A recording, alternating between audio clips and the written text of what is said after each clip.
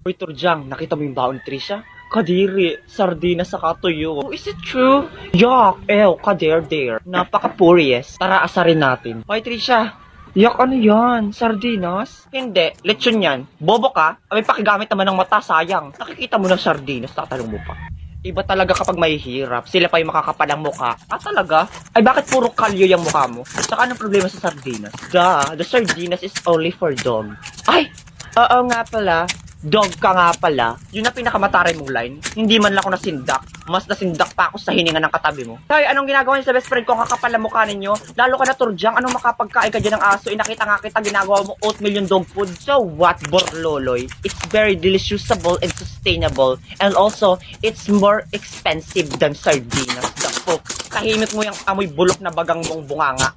Para Trisha, share na lang tayo sa baon ko fried chicken. Huwag kang magpainggit dyan, Borloloy. Chicken din ang baon ko, no? Oo nga, nakita ko kanina, puwet ng manok. Kaya pala napakadaldal mo dahil napakahilig mo sa puwet. Yak ka rin, totoo. Sabi mo sa akin kanina, hita. Huwag ka na dyang maarte, hinugasan ko naman yun. Mayos na nga kayo ditong dalawa. Hindi ako dito lalayas hanggat hindi napapahiya yung Trishang yan. Guys, listen. Tingnan niyo yung ulam ni Trisha.